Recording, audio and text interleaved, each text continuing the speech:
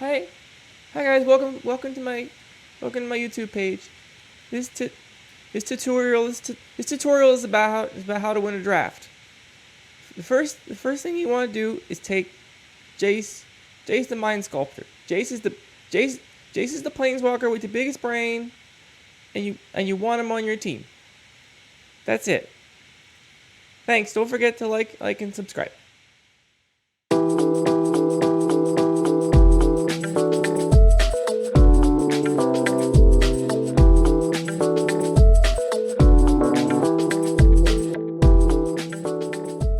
Welcome to Lucky Paper Radio. My name is Andy, and I'm your host, and I'm here with Anthony. I didn't think of a nickname for you this week, Anthony. I am sorry. I'm just a sapperling forever. No, you're a lot of things to a lot of people, Anthony. You were playing some EDH this week. What's your EDH deck that you want to play right now? What's your most exciting one? I'm continuing just to be most interested in my mono-black Yawgmoth deck. That and my Adeliz blue-red Wizards deck have both been pretty fun. Okay, at least well, for me. this week you're Anthony the Cinder Wind. Okay. Hot wind coming at you. That's pretty appropriate for a podcast. That's weird. A podcaster being nicknamed the Cinder Wind. That's kind of exactly what podcasts are. You just blow a bunch of hot air into a microphone and record it. All right, here we go on today's Hot Air. We were just, before we hit record, theorizing about a potential Alvin Tutorials magic video. I'll include a little snippet of an Alvin Tutorials video in here for people that aren't familiar. Hey guys, thanks for coming to my YouTube page.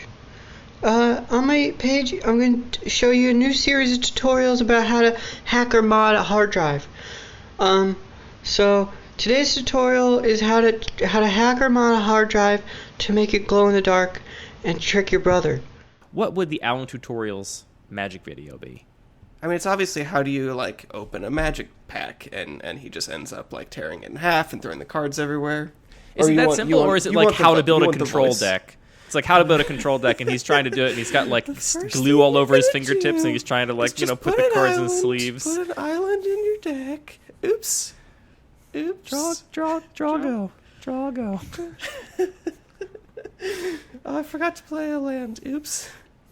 Yeah, and he's on a table. It's just there's Mountain Dew spilled on the table, and there's just cards sitting in the Mountain Dew that he's putting the deck together. Oh god, you just roll your dice and you just hucks it all across the room. That's not really throwing a dice super hard. Isn't really a super Alvin Tutorials thing. It's always gentle. It's like gentle madness. That's part of the fun. Gentle madness. Yeah. Maybe it's time to rewatch all of that. I gotta say, I did it a little while ago. It holds up.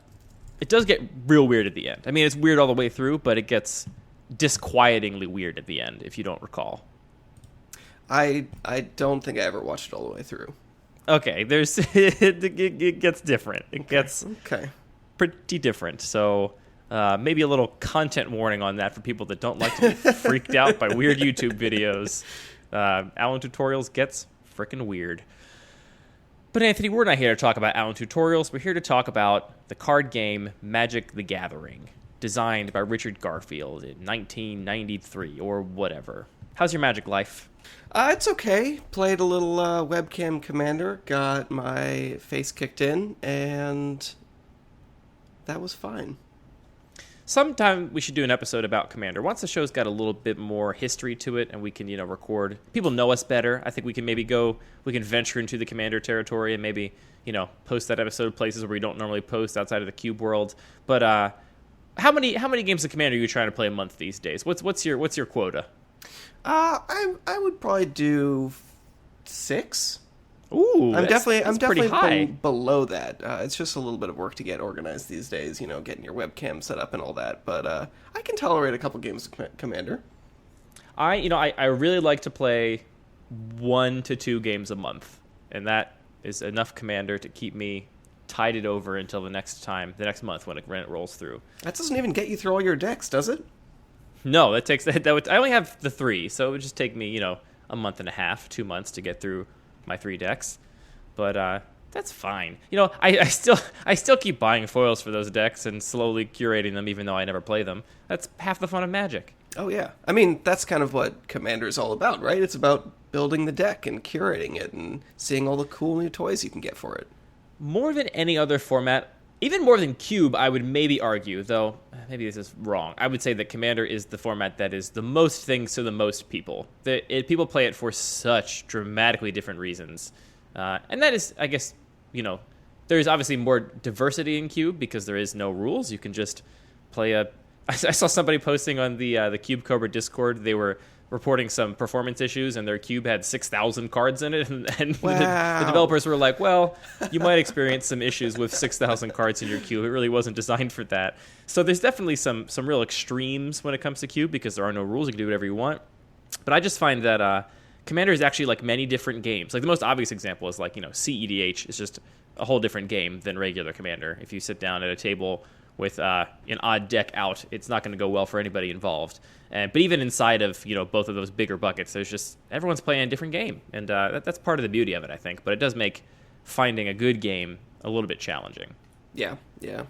Anything new with your cubes this week? Nothing super new. I've been thinking over a little bit more about what we talked about in maybe last week or 2 weeks ago, and also some other feedback that we got on Reddit and other sources. I think I'm probably going to make a couple more simple changes. Probably going to end up cutting Golos, and it hurts me a little bit, but probably going to end up cutting Tireless Tracker as well. It's like one of the most clear signposts for like the landfall mechanic, but as is often the problem, it's like there for a cute synergy, but ends up just being way overpowered. So those are two changes I've sort of been thinking over. My cube is actually, it's a little bit more than 360 for a couple reasons. One of them being I can just very easily just remove cards or add cards without having to have these like perfect one in, one out swaps.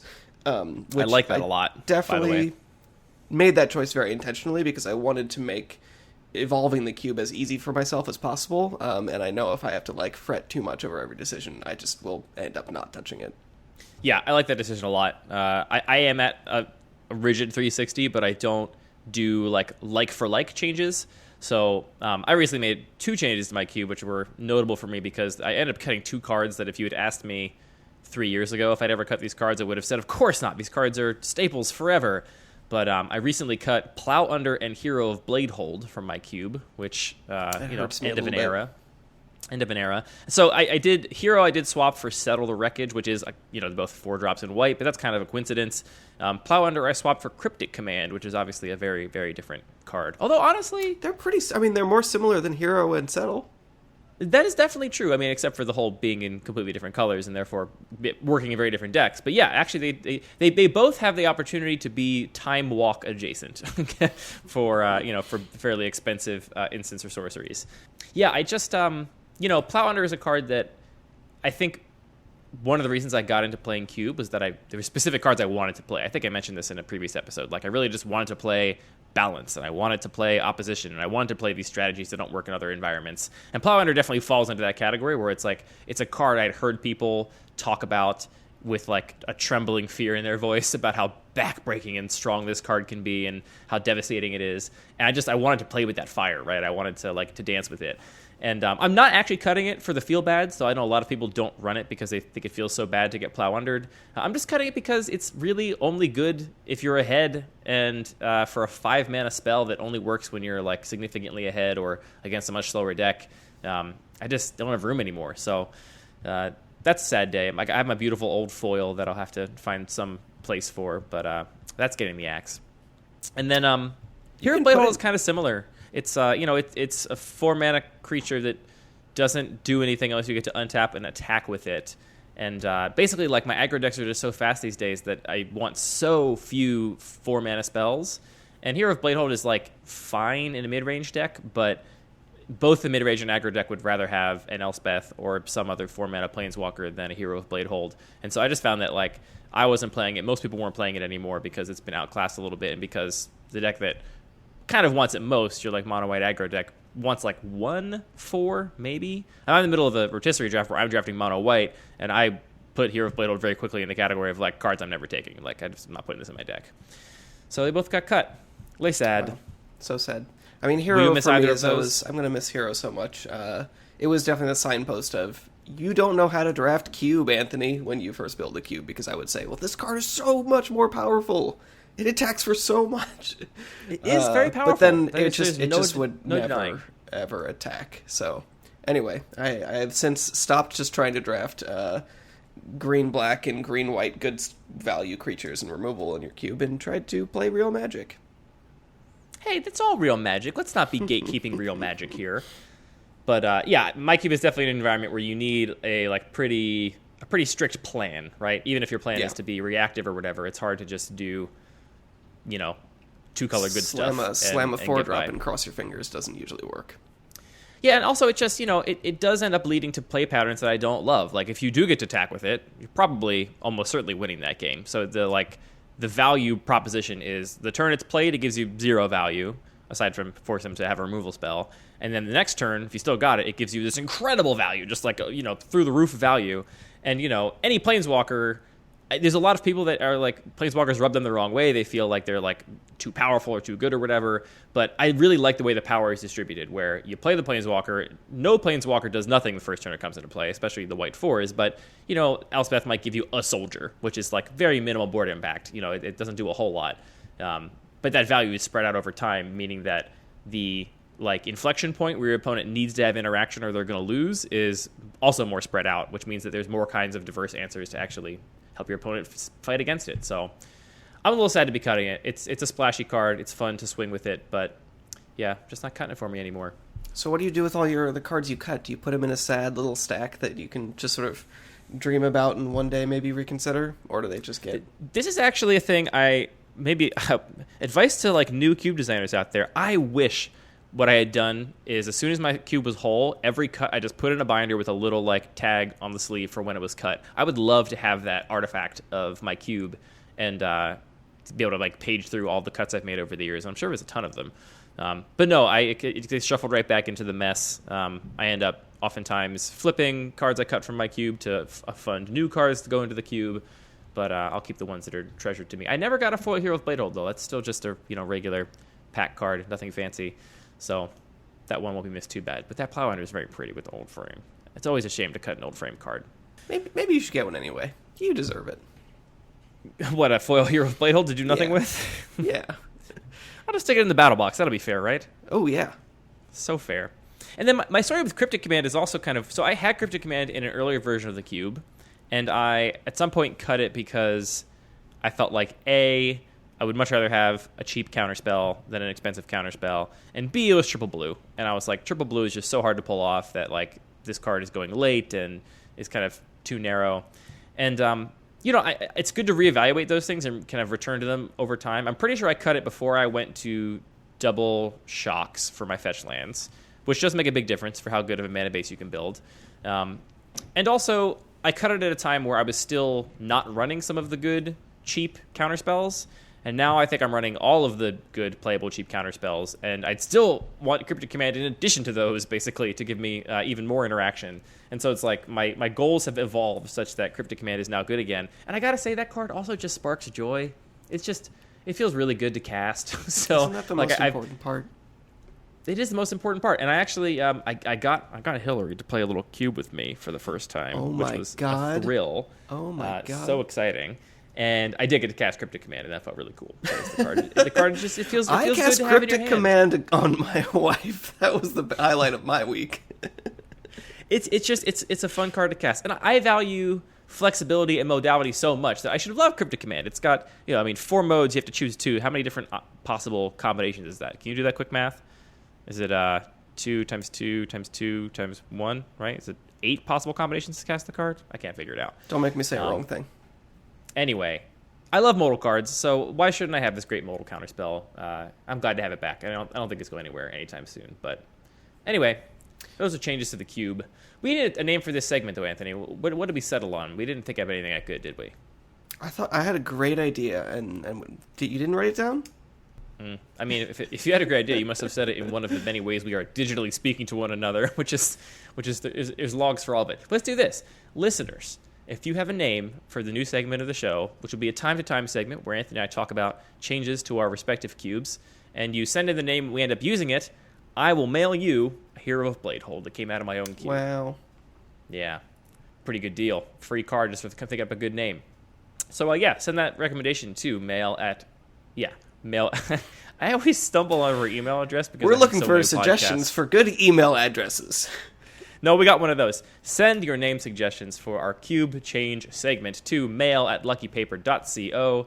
And if we choose it, I will send you a magic card in the mail. It's fun to mail people cards, Anthony. It really I saw is. you do this week on the Discord. I did. Somebody said, "Oh my god, I would love to own this card." It was a Hogak, and I thought, that's something that I can do really easily. That's a very, very little amount of effort. And yeah, it's fun to bring out the box. I've got my collection pretty well organized. Know right where it is.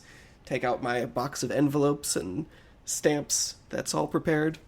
It's nice to appreciate neatly organized things.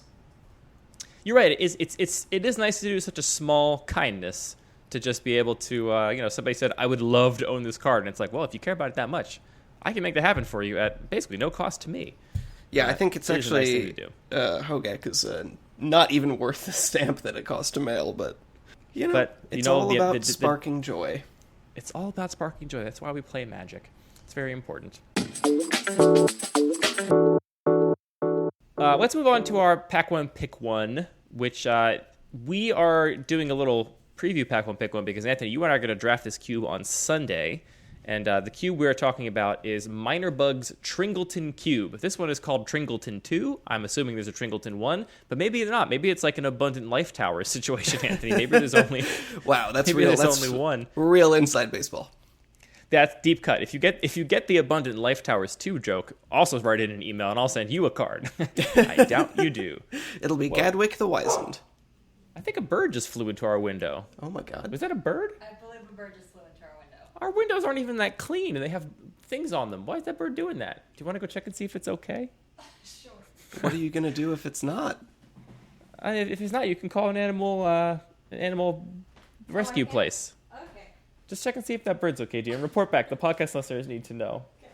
I would check, but I'm making a podcast with Anthony about magic right now. Okay. Anyway, Tringleton 2, Minor Bug's Tringleton 2 cube. So the Tringleton cube is a cube with a very different stipulation. There's a lot of cubes that are singleton, Anthony. Maybe we can actually parlay this into a discussion about whether or not you and I really like the singleton limitation and why we do. But the Tringleton cube does not have a singleton limitation. It, in fact, has a Tringleton limitation. So there are no more than 3 copies of any given card. And quickly glancing at the list, it seems like every card in the list exists in 3 copies. It's a pretty good name. It's a very good name. And from talking to Minor Bug, I know that the name really rolling off the tongue is a big part of the reason why he chose 3 instead of 4 or some other limit for the number of cards of individual copies. So this is a very powerful environment because the sort of Tringleton limitation is still being power optimized here. So this is not a powered cube. This is an unpowered cube. But within unpowered, I know that Minor Bug has tried to push this cube to be extraordinarily powerful. And also has an opportunity to run some cards that notoriously don't work that well outside of in a singleton environment. Like, is the bird okay? I did not see a bird. The bird flew away? I assume the bird flew away. All right, let's report on the bird. The bird is fine. What kind of bird was it? It was a flash, a little brown flash of a bird. It's hard to say what kind of bird it was. LBF, and LBB LBF. Lots of deep cuts so far on the episode this week. Anyway, so if you're interested in Magic the Gathering, bird watching, and strange internet videos from the early 2000s. And retirement homes in Baltimore City. We've got the show for you.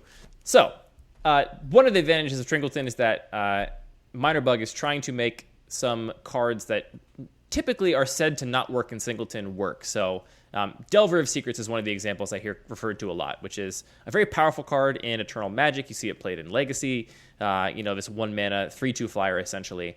But the stock of that card goes down dramatically if you don't have one on turn 1, because later on in the game it's just like a kind of an awkward card you have to get lucky enough to flip. So the sort of deck construction limitations, it's very good if you get it early, but later on it really falls off, and so as a result ends up being not reliable enough at Singleton for a regular cube. Similarly, and I should say too, just one more point on that sort of step, is that there aren't other cards like Delver of Secrets you could put in blue that fill the same role as effectively. So obviously if you just ran, Delver of Secrets and 3 other blue 1-drops that could serve as win conditions for a tempo deck that were really powerful, effective 1-drops, then you can still get that density with sort of other cards like we do in white or red with aggro creatures. But the fact that it's such a potent threat in blue means that it has very little redundancy. There's nothing else you can put in a cube for it, so it just doesn't really work at Singleton. At least that's the prevailing story. I'm open to being talked out of it. Similar stories for things like Deathrite Shaman, which, if you don't have a fetch land to exile with it, it's a really unreliable mana dork, those kinds of things. Anyway, do you have any thoughts on this before we dive in, Anthony, or should we just hit the pack? I think let's just hit the pack. All right, I got one loaded up here, and a quick glance, we don't actually have any duplicates in this pack, though of course it is possible to have multiple of the same card, given that we're looking at a Tringleton cube. So, actually, I lied. There's a duplicate. Okay. Anyway, we'll get there. The first card out of the pack is Phoenix of Ash. Do you like Phoenix of Ash in this environment? I do. So that's what? It's a 3-mana 2/2 flying haste and escape? It's got escape, and it's got fire breathing, or a variety of fire breathing, so you can pump it late in the game. Seems good. Yep, I like that card a lot. A lot of people rate that lower than all of the 5 Rabblemaster variants we have at red 3-drops. But I am happy to run the Phoenix of Ash in my own cube because I like to diversify my threats at each slot, and having 5 different cards that are essentially all Goblin Rabblemaster is not particularly appealing to me, both for just the interest of the draft and also because, if your red-green mid-range deck is leaning really hard on exactly Rabblemaster and all these other cards that are just like Rabblemaster, all those cards lose to the same cards, right? The Rabblemaster is not good against a board wipe. It's just never been good against a board wipe, and so if all of your red 3s are bad against board wipes, then your deck is a little bit weaker against that particular kind of deck. Whereas Phoenix of Ash, pretty okay against the board wipe. You get a lot of creatures in your graveyard, you can escape it, hits back with haste. Pretty potent. I will say I'd be surprised if we end up taking it, just because I think if we're going to take a red card, we'd probably want to start with something a little bit lower to the ground.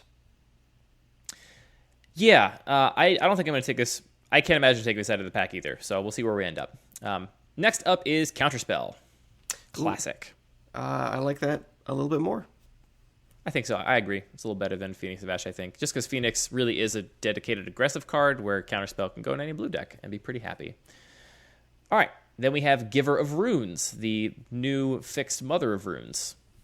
You say, fixed. It's, I think, actually a little bit less powerful overall because it can't protect itself. I don't think I'm super excited about that compared to Counterspell.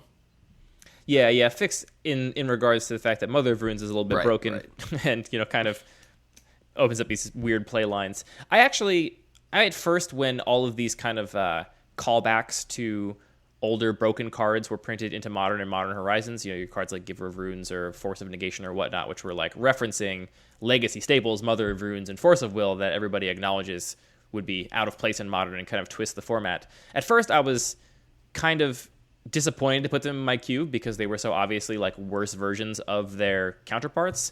But in all cases, I actually have come around to Giver of Runes being probably still slightly worse, but honestly not much worse, and it does have enough upsides in enough situations that I'm happy to have the variety. So, Giver of Runes, additional point of toughness, and can also give protection from colorless, which Mother of Runes cannot. The thing it trades in, which is a big trade-off, is that it can't protect itself, whereas Mother of Runes, protects itself all day, which means that your opponent's removal is all blank. They need 2 removal spells to get rid of anything. So I like that trade-off. I found the 1/2 is actually very relevant. There's a lot of tokens in my cube, so being able to just actually eat tokens and block them profitably makes a big difference. So I'm really glad to have that variety, and no longer am vaguely resentful of those cards, which is a good place to be. Next up is Love Struck Beast. Ooh. You know this one, right? Yeah. I'm tempted to take that just because I do like to play green, but yeah, I think I'm still on Counterspell over the Beast. Me too. Then Hangerback Walker. I'm honestly never. I don't know what's the kind of deck where you like to play Hangerback Walker. This is one of those cards for me that is kind of like a C to C plus in any deck you play it in, and the big value of it is the fact that it's very open in the draft. I am generally trying to play Hangerback Walker in an aggressive or mid-range deck, though there are control decks I would happily put a Hangerback Walker in, especially if I had any kind of artifact synergies. To me, it's just like it's a very solid playable, and the value is that you can take it very highly in the draft because you know that it goes into more decks than any other card we've seen so far by virtue of being colorless. I think I'm going to stick with Counterspell so far, but how do you compare them? I would take Counterspell over it too, though I'm not sure that's correct because the Hangback Walker is very flexible. So I don't know. Hard to say. But let's keep moving and see how the pack evolves. Next up, we do have a second copy of Phoenix of Ash. That is a duplicate that I missed when I first read the pack out. So we got another one of those. Presumably doesn't change our evaluation at all. I don't think so. Yeah, I mean, I guess it's worth saying some people might rate a card lower if there were multiple of it in the pack because they know they're passing one of them. And if you're like considering it for your pack one, pick one, now you're like, well, this person I'm passing to might also take it. We've kind of established in this show that we do not consider draft signals to be anywhere near that important this early in the draft. So I don't care if there's multiple of something. It's not going to change how I rate it. All right, next up is Mana Leak, which obviously is an interesting direct comparison with Counterspell. Anthony, the more flexible mana cost or the more guaranteed effect, what do you favor? Oof, that is tough. I think that specifically in pack one, or in pick one, Mana Leak is probably a safer bet. Yeah, I think it's definitely a safer bet. I think it's definitely a safer bet, but it is also worse. So I don't know. Yeah. I'm not sure what I would decide between those two.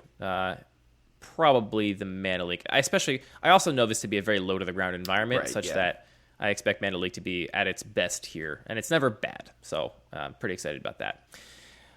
All right, a new contender has entered the ring, Anthony, and it is Survival of the Fittest. Ooh. That's a green card. It's obviously very powerful, but it takes a lot of setup. I don't think I'm super excited about taking that this highly.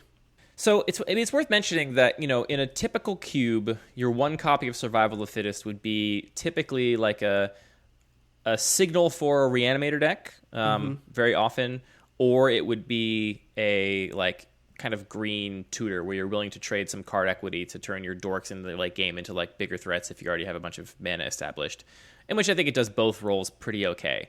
In this cube, it's a little bit different. So there is no Reanimator in this cube. This is kind of a very... I know that Minor Bug is trying to make the decks that are powerful in this cube flexible and not so linear as an aggro deck, which is a very straightforward plan and doesn't deviate from it. But the Survival of the Fittest is an enabler specifically for Vengevines. There are 3 Vengevines in the cube. So, you can bin your Vengevines and then just play some cheap creatures and get your Vengevines back. There's also 3 Tarmogoyfs in the cube, another card that we often talk about as a card that doesn't really work with Singleton environments, just because, again, you're not going to have so many fetch lands or whatnot, that you're not going to be able to turn this on reliably. Here, this would be something that you could fuel with your Survival of the Fittest, obviously. So it's played very differently in this cube than in cubes that I'm used to, and I don't actually know how to rate it. I think it's kind of almost like a combo card where you're trying to assemble the Vengevine Survival of the Fittest dream. Sure. I mean, it doesn't actually work that well with Tarmogoyf because it only lets you discard creature cards. So going down a card just to be able to do some light tutoring and get a creature in the yard doesn't seem super powerful. I don't know. I think like you said, you can discard an artifact creature, which does give you 2 types, true. Which is something. There are technically... It's definitely not as much of a combo as Vengevine. It's a big combo with Vengevine because you just, Right. You spend a little green mana to get, and however many Vengevines you have in your deck, up to 3, all in your graveyard, then you can use it to get cheap creatures, which you then just cast and trigger the Vengevines. But still, if you discard the Vengevine and then trigger the Vengevine, you're then, neutral on card equity. Yes, that is true. But then you basically got a 1-mana 4/4 trample, right? What is a Vengevine? 4/3 trample? Let me see here. I believe it's a 4/3 haste. 4/3 haste, yeah. So you're basically getting 1-mana 4/3 hastes, which then also come back later in the game if you cast more creatures. I truthfully don't know how to rate it. I'm not going to take it here, but it's entirely possible that it's a broken card. Survival of the Fittest is not fair, so it's possible that's what we're supposed to take, but I don't think I'm going to do it myself personally. So if you did have a deck that was very much built around Survival of the Fittest, would you want the second copy of it? Because the second copy does literally nothing if you actually draw both of them in a game. Yeah, you don't want to draw them both. That's true, but if I am explicitly going deep on the Vengevine synergy, and there's probably some other little edges here we're missing with other cards in this cube, I would want multiple copies, mostly because the strategy, if it works, generates so much card advantage that it's okay to risk having an extra one in your hand. You'd rather have 2 than none, basically, in your hand if you're playing that deck, I imagine. And there are certain cards that are really only good as one-ofs, and the second one is actually worse than having none of them. I just don't think this is one of those situations.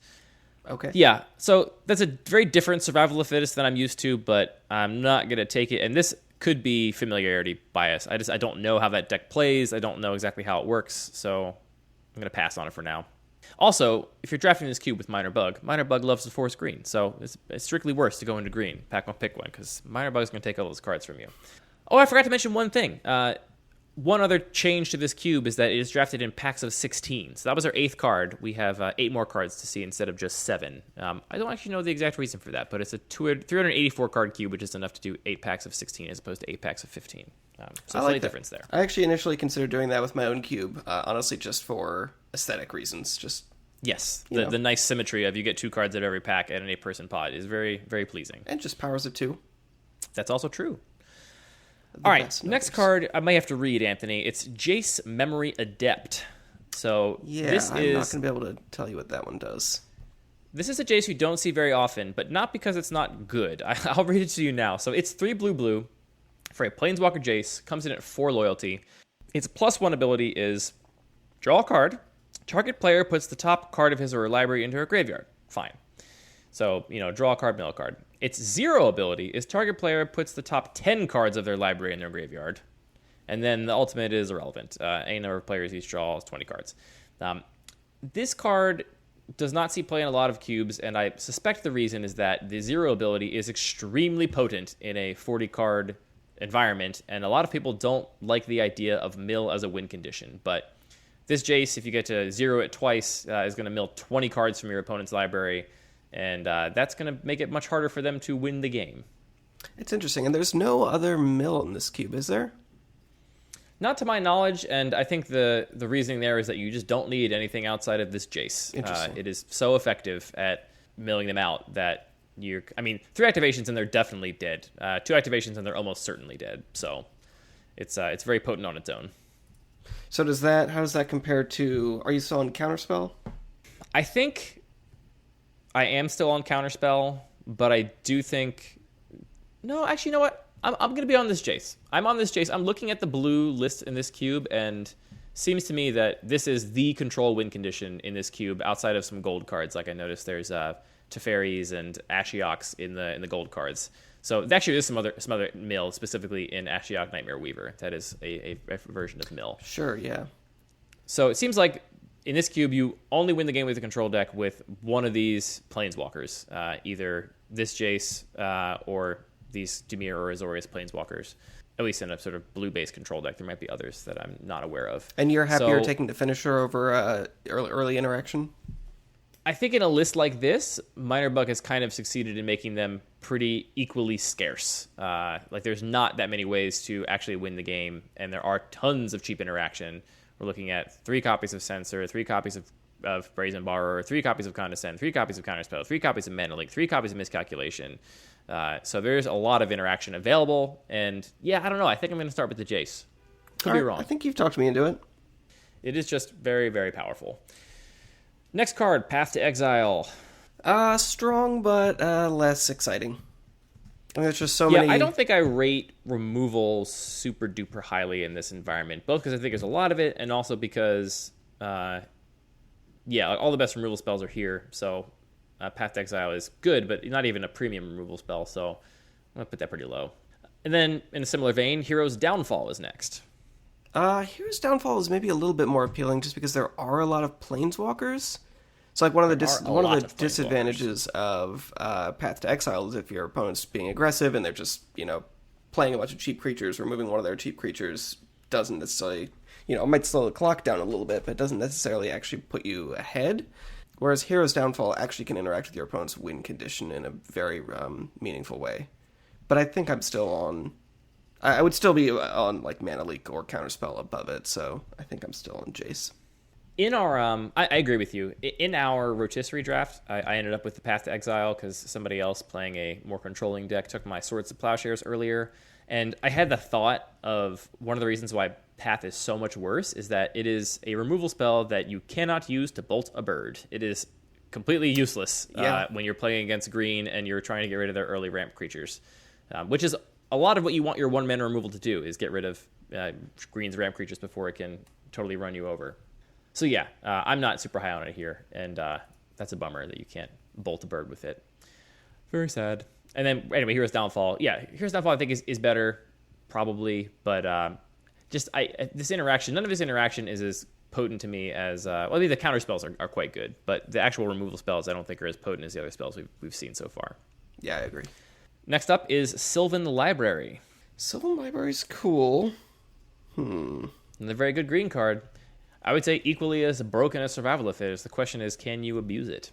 So what are the ways to abuse it? I mean, just being aggressive, having a high life total. The biggest way to abuse it, in my mind, is fetch lands, because then you basically get a brainstorm every turn because you just put back the cards you don't want to draw, you shuffle away, and we do have 3 copies of every fetch land in this cube. Wow, that's a good point. There are a lot 30 fetch lands at a slightly larger than 360. Again, we're drafting this in packs of 16, so 384, not 360, but a lot of fetch lands to go around the table. I think I might be in for that. I think I am too. I think Sylvan is just very powerful and somewhat easy to break in this environment, so I'm going to take that too. I agree. All right, cool. Then we got Brainstorm. It's kind of similar, and we just talked about the synergy with fetches. Yeah, but I think that I want something that I want to prioritize cards that are actually going to generate a lot of card advantage, and Brainstorm is just going to do a little bit of filtering. Obviously, I'm going to be happy to put it in any blue deck, but it's not going to beat the other blue cards to me. I don't know. This is a very difficult environment for me to make evaluations in. I think Brainstorm is very good here, probably about as good as Counterspell, Jace, Mana Leak rather. But yeah, I think the ceiling on Library is much higher, because if you do have repeated fetches, and your Library can help you find more fetches because you're looking at the top of every turn, then you can really chain that into some very potent card selection and card advantage when your life total allows it. So I think the ceiling on that is higher. Brainstorm, like I said, I'd be very, very happy to put it in a blue deck. I would take it pretty highly if I knew I was in blue, but I don't think it's going to pull me into blue in this first pack when there's broken cards like Library. All right, what's next? All right, speaking of potentially broken cards, Land Tax is our next card. So we talked about that a little bit recently, and how maybe it's stronger than we have evaluated it in the recent past, but I'm still not super excited about it. Yeah, Minor Bug was part of the cohort of people that talked me into putting Land Tax back in my cube, talked me into the idea that it might be very, very strong. But I'm going to stick by my actual evaluation in my heart right now, which is that I don't actually think it's great. It's good if you can activate it, but I don't think in this environment you want to intentionally be playing off curve to activate it. And so if we just assume that you're going to get to activate it whenever you're on the draw or whatever, that's not good enough for it to be worth main decking to me. I would definitely side it in if I was on the draw in a subsequent game. But yeah, I'm not going to take it that highly. I know it has potential to be broken, but I just don't think I'm going to be able to draft around the effect enough here to really abuse it, even though there are 3 copies floating around the table. I also don't see a lot of looting effects or ways to otherwise take advantage of those extra cards, so that makes it a little bit less interesting to me. Yeah, that's true. I'm sure that Minor Bug has thought of this and is probably screaming at his iPhone right now with the things we're overlooking. But yeah, I agree. I'm not super duper high on it here. All right, 2 cards left. One of them is actually another Jace Memory Adept. I missed. There is a second double in the pack, so we got another Jace here. This is still probably the second highest pick in the pack for me, but I'm not changing that evaluation based on the fact of there being 2. And the very last card is Unexpectedly Absent. I love Unexpectedly Absent, Anthony. It's one of my little pet cards I'm always recommending to people. It's definitely better than I think a lot of people evaluate it at first glance, because it's just it barely gets rid of anything. It's so temporary, but it's just like being an instant. There's so many opportunities for you to get extra value out of it, and it is still you're trading a card for a card. So yeah, I'm pretty high on it, but I don't think it's going to take me off of the library. Yeah, for sure. I like it a lot, but it's not near the top of this pack for me. I think the thing people miss about Unexpectedly Absent is because it's an X spell, it has this kind of additive distraction where people assume that naturally you want to cast it for as big an X value as possible, which I think is a very rare second mode of the card. The main mode being pay 2 white and time walk your opponent, because they just played some permanent, tapped out all their mana, and now you're just going to pay 2 white and put that permanent back on top of their library, which deprives them of drawing a card, deprives them of all the mana they used to cast that permanent, and deprives them of the permanent itself, because now it's back on top of their library. It is such a huge tempo swing for just 2 mana that I think is very, very potent. And it can hit, you're usually not pleased to be hitting a Planeswalker with it because they got the activation that turn, and they're going to get the activation next turn if they recast it. So it's not great against Planeswalkers, but it does give you some additional options there. Plus, obviously, being great against tokens and stuff. So it's a card I'm always recommending to people because I think people overlook it a lot in cube lists. But I agree, not the pick I think here. It's a great point about the evaluation. I know we were talking in a Discord a little bit about applying the vanilla tests that we often talk about for creatures to other card types, and I think that the way you describe that is spot on. That, like, you know, we'll say people will like quietly evaluate, you know, a 4/4 for 4 that has protection from orcs less than just a vanilla 4/4 for 4 because they are like looking at the whole and they're like, well, I don't really want this. How many orcs are there? Yeah. And so they're maybe going to see this spell and say, like, well, how high does X need to be before this actually compares to a removal spell or, you know, makes me happy with the value I'm getting. But if it actually just said white, put a permanent on top of its owner's library, you might have a very different evaluation for it because you're not trying to, like, weigh these multiple different effects that it can have. Correct. And it's strictly better than that because you can do that and you can also do other stuff if you want.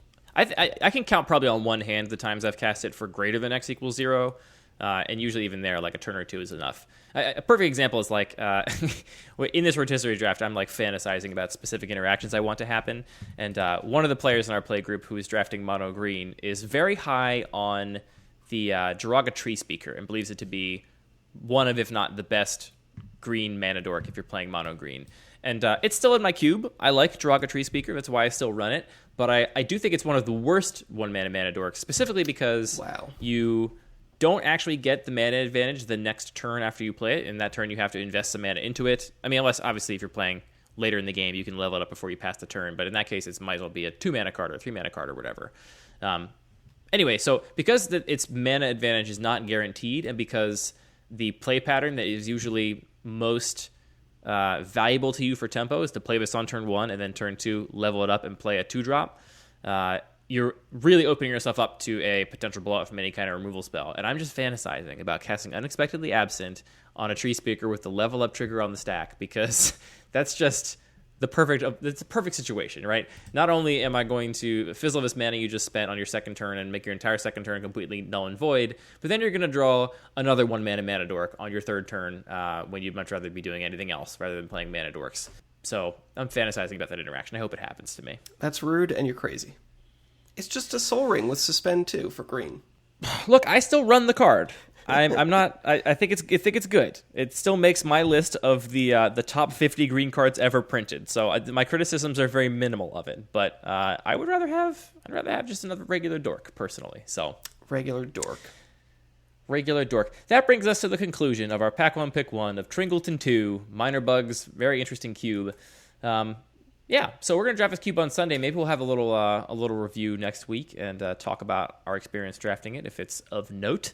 But thank you for submitting the list, Minor Bug. I appreciate it. If you want to have your cube featured on Lucky Paper Radio, you can email it to mail@luckypaper.co and just include a link to the cube. If you want to include a kind of description of what you're going for so we understand your design goals, that would be cool. And then make sure you include how you want to be credited, your screen name, real name, whatever, and your pronouns. And we will put it in our big spreadsheet of cubes to eventually get to. And the spreadsheet is ever growing, so don't feel bad if we don't get to you soon, but we'll get to everybody eventually, maybe, or maybe not. Maybe it will continue to outpace us. We will see.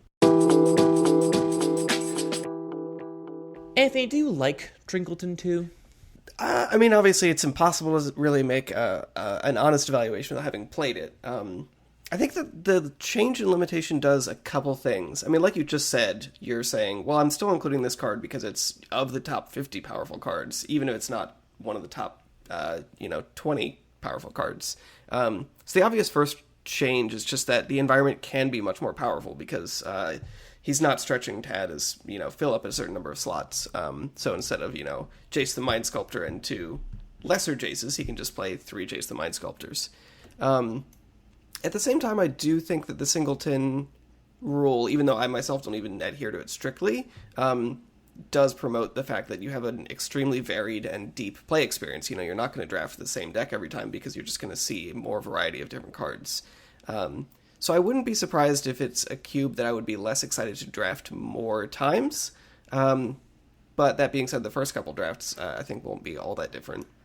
I'm really excited to draft it once because it is a new experience, and I'm curious to see how it goes. I do have the feeling that it almost feels, from looking at the packs and the list, more like a like a master set than a cube in some ways. Obviously, master sets have lots of cards. You're not seeing, a bunch of copies of everything.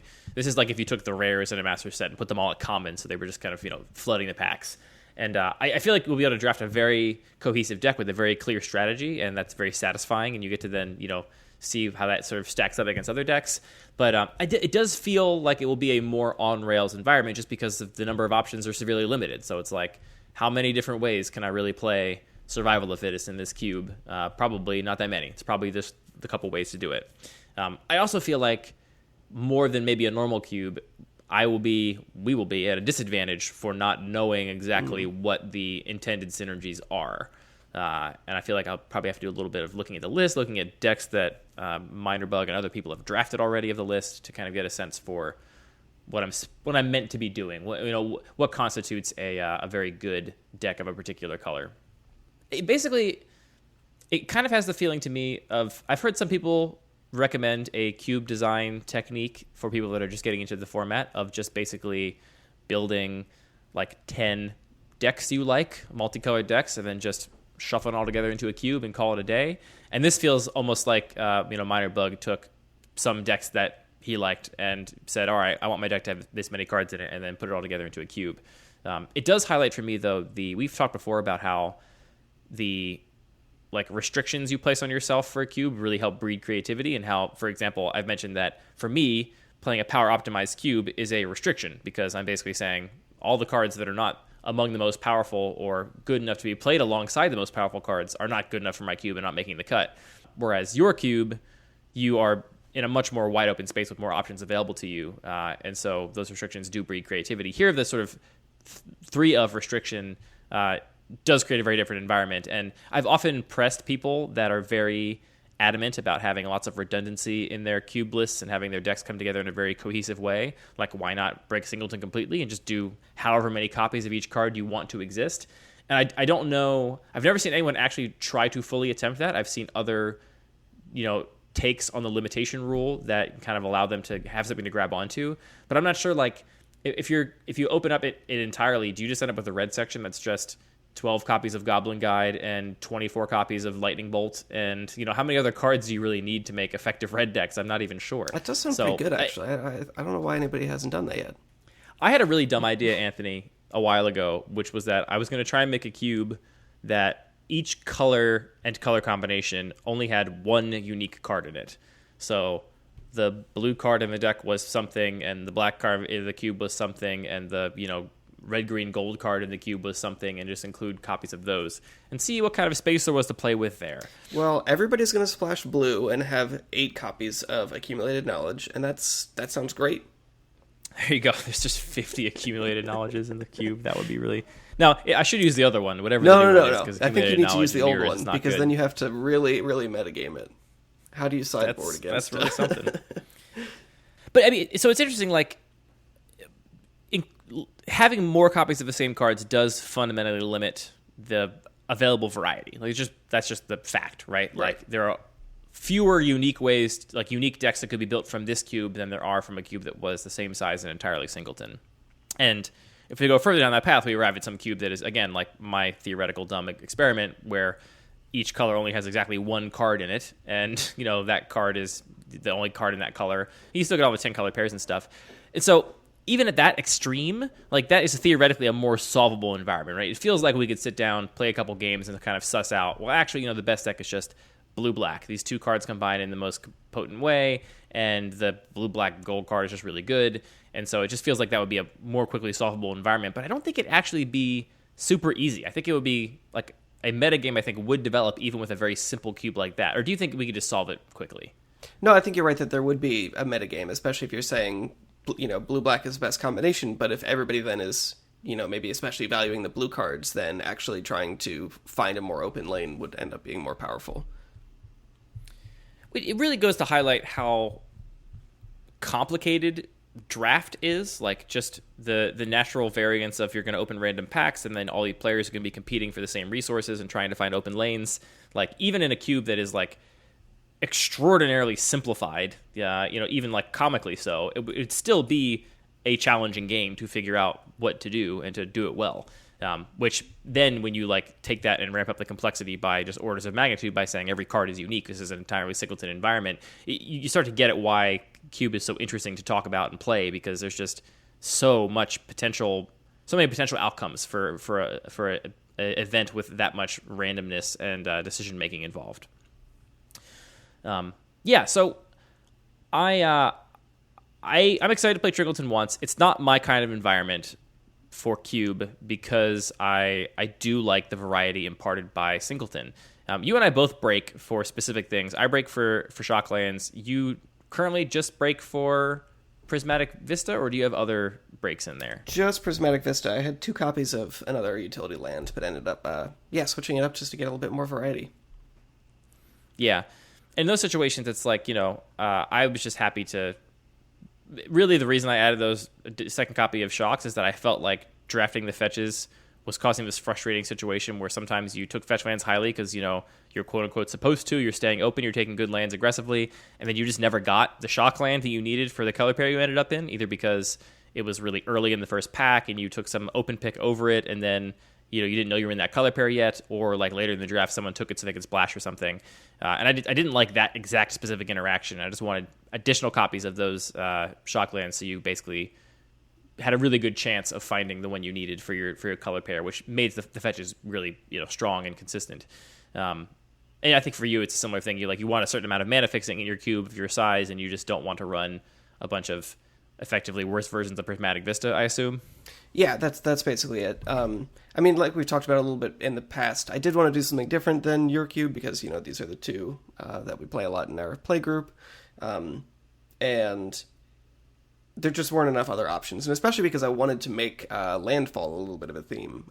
So I either was going to then just say, okay, well, I'm going to do the same kind of mana base with the fetch lands, or without taking up the space of both the fetch lands and the shock lands, or some other kind of duels that they require, still make that all work.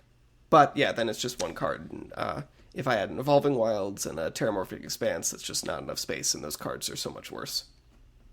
Right, and it just feels weird to have a Fabled Passage and a Prismatic Vista in the same pack to me. Yeah, they're different, but I don't know, why am I ever taking the other one, Right. Yeah, and specifically in that context, Evolving Wilds and Prismatic Vista look very similar. It seems like one is just a little bit more powerful. But honestly, I didn't switch to the Vistas because I thought it needed more power, but because it actually had a different play pattern. Evolving Wilds, you always had to crack as soon as you play it, or as soon as you had the opportunity to play a tap land. Which meant it didn't actually work with any of the landfall synergies at all, because you just were forced to use it as soon as you could. Whereas the Vista, you can always just say, well, I'll just wait to crack this until I actually need it, or, I'll leave it to be the last land that comes out of my hand, in case I get some other value of a landfall trigger, or some, manipulating the top of my library, which, to me, is one of the things I wanted to make possible. Yeah, I really like that distinction that you've laid out before, that, the Evolving Wilds, because the land comes in tapped, you are more likely on early turns to not need that mana, and so you're not going to hold a tap land in your hand to play later on, because on turn 4 or 5, you really want to hit your untap land into your big spell or whatever. So, almost always you're playing your Evolving Wilds as soon as possible, and you're definitely going to crack it before you get the turn back in almost all circumstances. It's very hard to imagine one where you wouldn't. Whereas, alternatively, not only is it better to play the Prismatic Vista late for the potential landfall synergies you mentioned, but it's just, I think, better to hold on to it late for in almost every circumstance, just because you don't know what lands you're going to draw and what land you want to fetch with it. So the natural play pattern of it is pretty much to hold on to it as long as possible. The only sort of circumstance that maybe that's not the case is if you're flooding out and you want to very slightly decrease the number of lands in your deck to very slightly increase the chances you will draw a non-land, which is a very tiny edge, but it is an edge that is worth noting. But yeah, that's a great example, I think, of you as the cube designer making a decision where you are making the normal play pattern, the play pattern that is kind of almost a strictly dominated strategy, also the correct strategy for the themes in your cube, which means that people don't have to rack their brain and try and figure things out. They just do what makes sense and what is normally good, and they get rewarded for it, which I think is a great spot to be. Right, yeah, you want to do what is optimal for, increasing your win percentage, also be leaning into what is hopefully fun about the experience. I will say this, I do really like the 10 or 8 copies of Prismatic Vista, however many you're on, I can't remember, it's a lot. Because Prismatic Vista is a really great fixing land in that it's very mechanically simple. It, very easy to understand even for inexperienced players or whatever. And it only allows you to like get a given color at a time, which means that it doesn't really actually fuel greedy mana bases. Like it's very hard to make a 5-color deck off on the back of a bunch of prismatic vistas because each one is still only getting you a discrete color of mana. It's not getting you dual lands. It's not getting you, gold lands or whatever, which makes a big difference. The fetches and shocks, which I selfishly do love, is one of the things about my cube that I think is a hurdle for new players because it's really complicated to think about how those work. And if you've never, used a completely off-color fetch land, like use an Arid Mesa in your Simic deck because you also had a Stomping Ground and a whatever, that's a very unintuitive thing. And it's hard to kind of get a new player to understand how to value them and how to play them and, the correct play patterns. So that's something I don't love about my cube. I think it is a little bit obtuse for those reasons. I have played my cube with some inexperienced players before just because I've managed to talk them into doing it with me. And that's one of the things that I always feel like, oh, God, sorry, I have to explain this now, or, if I don't, you're just going to be confused with what these cards even do. So, at the same time, in that sense, I really like the Prismatic Vistas. Don't need to optimize them to that degree to still have a fun experience with the game, and having those sort of, like, opportunities to easily level up and sort of have this breakthrough moment of, oh my God, I can do this, and now my mana base is so much better, is a really fun experience, and that's part of what's great about the game. So I don't think that's entirely a downside. Not entirely downside, but it's just one of the things that I kind of just like wince at when I'm showing a pack to I'm doing a grid draft or something with somebody who's either newer to Magic or new to Cube completely. Maybe they only played like Standard or something recent and have never experienced Eternal formats and stuff like that. And they kind of look at the land like, all right, well, why would I get it? Sure. And it's like, oh, yeah, it's actually really good. And do I explain why? Do I not? Anyway, I feel like Prismatic Vista is a much cleaner solution for that. So I really like your multiple copies of Prismatic Vista for that specific reason. Yeah, it works pretty well. It's also nice just that if you're looking for fixing, it's not just like, well, I sure hope this is the pack that happens to have the one fetch land that I need. The fixing is sort of a little bit more distributed, so decks that particularly want it can have access to it, and decks that don't can focus on other things. Yep.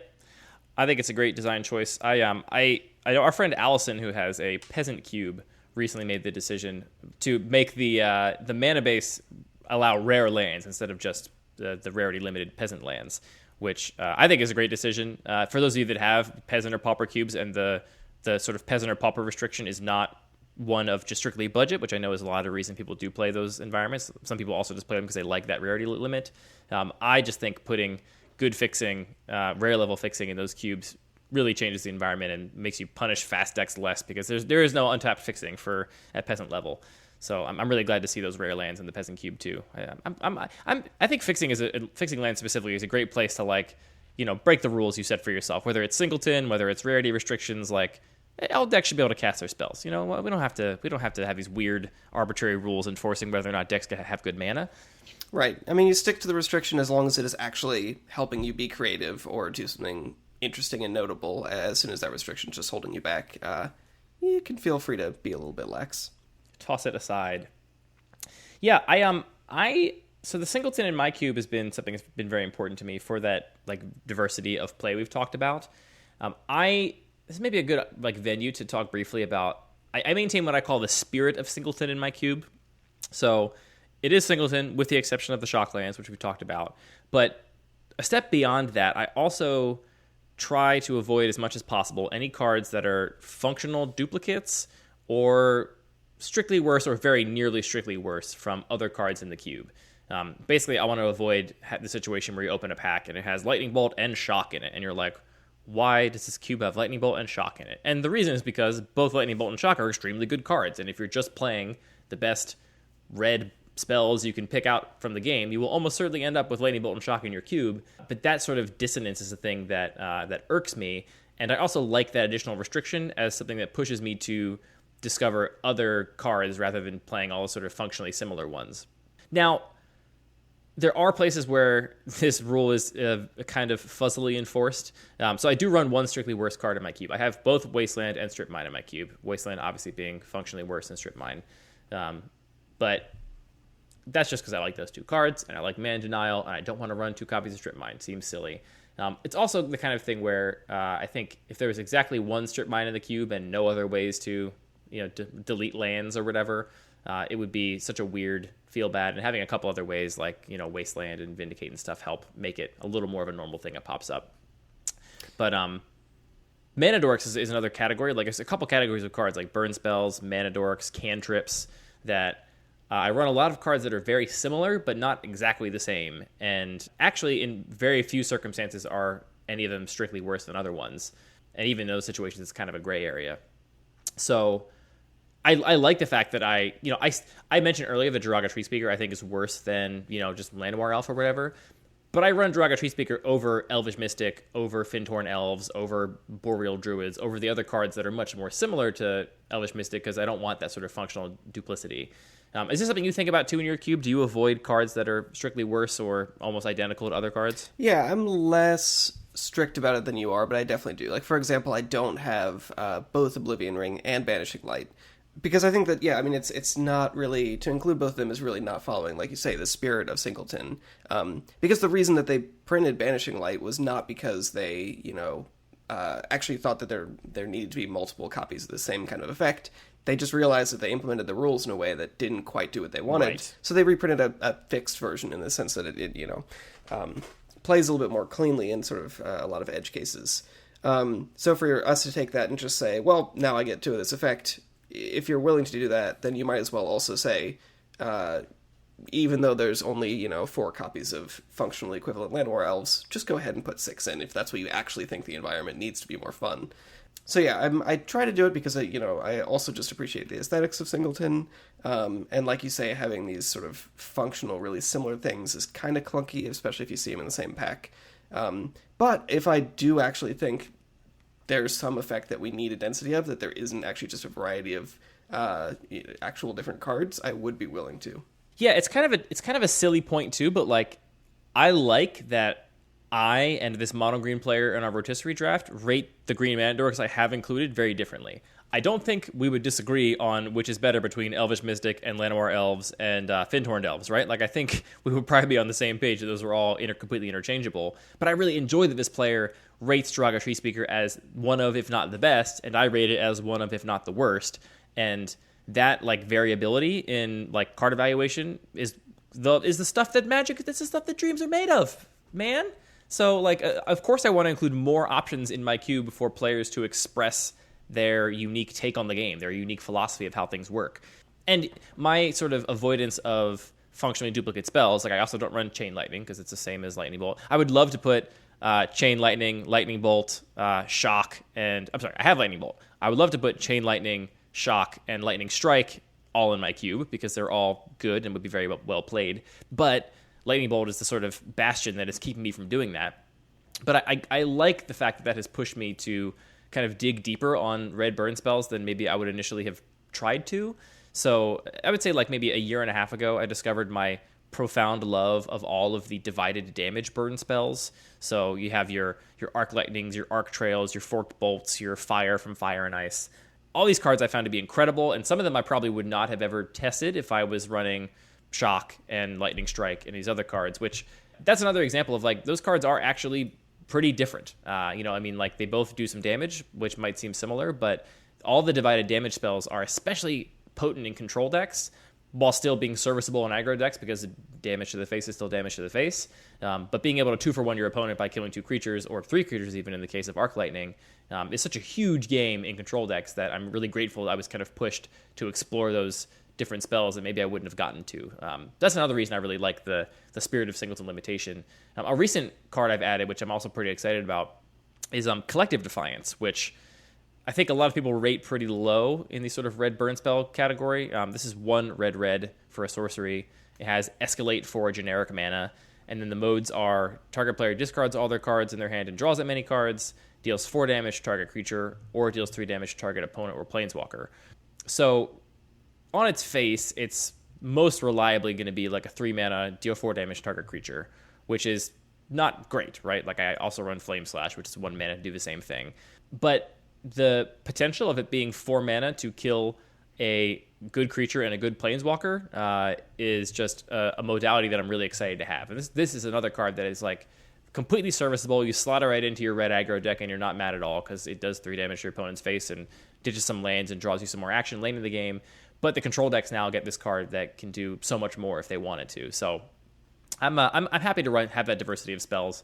And ultimately, like, we talked about sparking joy. No joy is sparked to me when you open a pack with a lightning bolt, a shock, and a pyrite spell bomb in it. And I'm looking at that pack. I'm just like, why? This does not bring me joy. That's not a fair comparison. Pyrite spell bomb does all kinds of stuff. Yes, if you have some Artifact Matters stuff, if you support Bomberman in your cube, then yes, Pyrite Spellbomb is a very different card. But for the most part, it's kind of a 2-mana shock. So I know that you're often not the biggest fan of high variance, and a lot of the changes you've been making to your cube are to focus on consistency and, actually letting people play their spells and play interactive games, stuff like that. Do you also just value the modality of things, not because they're less dead cards, but they also give you more opportunities to use things in unexpected ways and have these sort of like story moments? Yeah, I mean, story moments are fun when they happen. I definitely don't think my design, I don't design my cube with the intent to maximize for story moments. To people that don't know that term, like a story moment is just like, oh, you won't believe this one time that, I cast Collective Defiance and escalated it both times and got all 3 modes and killed their best creature and killed their best planeswalker and discarded my handful of lands and drew into more bombs. Like, it was just incredible. Or even more, it's the one time my opponent cast a spell that was going to deal damage to me equal to the number of lands that I had, but I had a land destruction spell in my hand, so I got to destroy my own land to be able to win on the crackback. Sure. Using spells in unexpected ways, or ways that are not sort of the normal way. Yeah, I mean, I love that aspect of Magic. I love that you have the option as a player to do, like, the act of playing the game is navigating this system in which there are so many possible outcomes and choices you can make, and that is very satisfying. That sometimes you do get to do that stuff. That the universe lines up and you get to do this like weird interaction, and it makes the difference in a game, and it's like an expression of your skill and your thoughtfulness. For me, it's like I think that is just the natural outcome of playing good Magic, such that I don't ever think about trying to maximize that when I add cards to my cube. So like, the focus on modality might actually end up increasing those kinds of moments, to your point, because you have more things you can do at every given time. That means there's more chances to do some really narrow or like obscure play that makes a big difference. But really, I put them in there because I just don't want dead cards, right? Yeah. Like it's cool that the aggro deck can run a Lava Spike, which is a good card when your opponent's at 3. And when your opponent's at 3, Collective Defiance is very strong. It's 3 mana, win the game. Pretty good card. But also, if you're playing against the mid-range deck, then it's 3 mana, get rid of their Courser of Krufix, which otherwise is going to ruin your entire day. So that's why I like those cards, but I do think it might lead to more story moments, to your point, which is a welcome kind of addition. And you pointed out an interesting conflict, though, which is that so many of my card choices are dictated by this desire to allow my players to limit variance. It's not that I want to limit variance for everybody. It's that Mostly I want yourself. The option.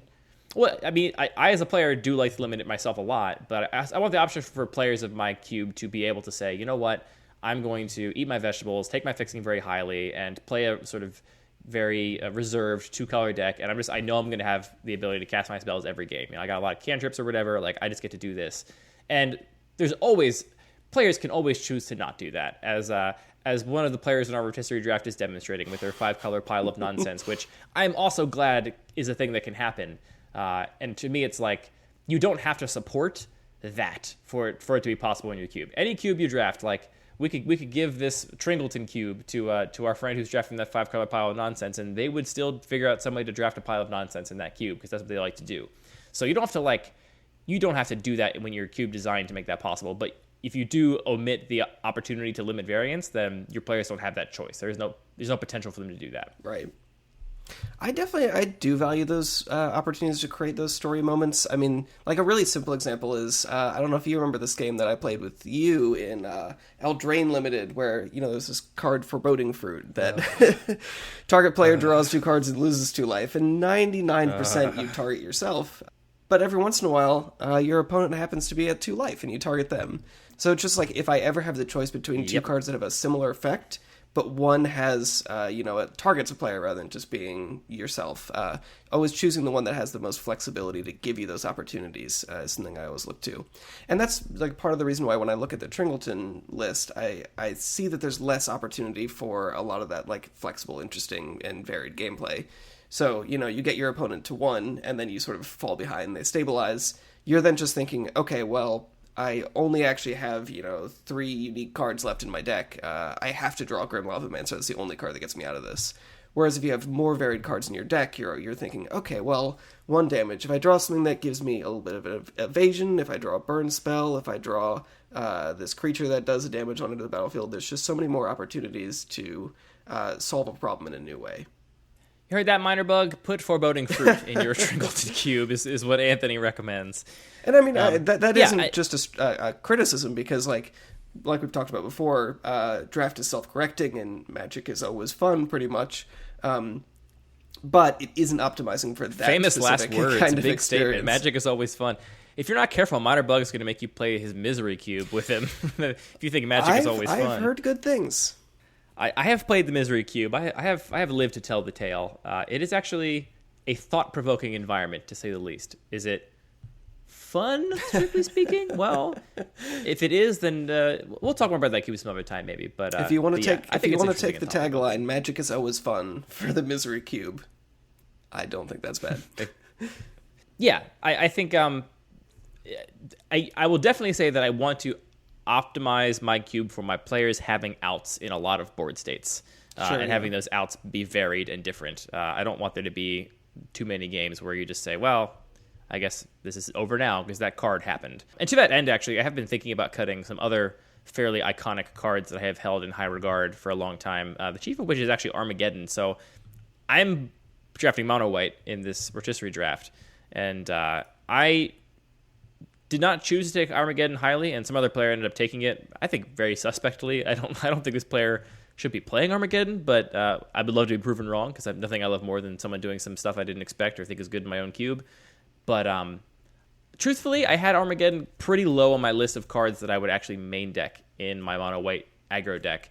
And if I'm sitting here drafting my ideal version of a mono white aggro deck in a rotisserie draft, and I'm not putting Armageddon in there super highly, why is it in the cube? What's it doing here? What's the job of this card? You know? I think that somebody knows what it is. It is. Sometimes it's very potent to close the game out, but I think as compared to something like Winter Orb, for example, which goes in multiple colors of decks, which there actually is more room to play around. Some people will disagree vehemently and say that if you play Winter Orb and you don't win, you're the worst Magic player in history because it's a 2-mana win the game button. I don't think that's the case. I think there's often board states where you are advantaged to play it, but it does not immediately shut the door on your opponent. And it's just a much more interesting. It leads to more options, more possible play lines of something like Armageddon, which is either, can you afford to cast this? You probably win. If not, you probably lose. Though I did, if we're having a little story time, I did a few drafts ago in my own cube beat an Armageddon that was resolved against me. That was my mono white opponent was ahead on board, but I had 2 mana dorks. And they resolved their Armageddon. And one of my mana dorks was a Devoted Druid. And the next turn I was able to play a Cradle and use Cradle and Devoted Druid and the other mana dork to play a Wolfbriar Elemental kicked once, which now meant when my next turn my Cradle tapped for 4 and just basically blow out that Armageddon. Because broken cards beat other broken cards, Wow, Anthony. Your opponent must have been a real dummy to do that. I wonder who that was. Was it you? I'm pretty sure it was me. I thought it was somebody else, but... No, I don't think it was a dumb play. I think it was a situation where you're ahead on board. Why not Armageddon somebody? Seems good. But in that situation, I had the exact cards to get me out of it, and that was really fun. And so that's the kind of thing. It's like, well, does Armageddon stay for a while? That's the kind of story moment that you love to have.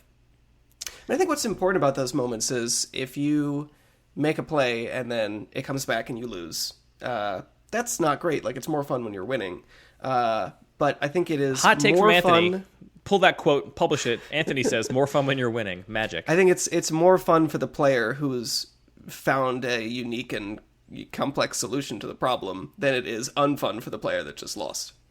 Right. And that exact situation is obviously a testament to how broken Gaia's Cradle is, because it is broken straight in half. Also true. But it's also, I kept that little story nugget in my brain because a lot of people don't like cards like Wolfbriar Elemental because they're scalable, and thereby being scalable are like basically not great at any one point on the curve. Like Wolfbriar Elemental is worse than a 4-drop at 4. It's worse than a 5-drop at 5. It's worse than a 6-drop at 6. But that's a situation where normally I wouldn't be excited to play Wolfbriar Elemental kicked once. Like, that's pretty low impact in terms of what that card can possibly do. I want to save it to the late game and go off with it.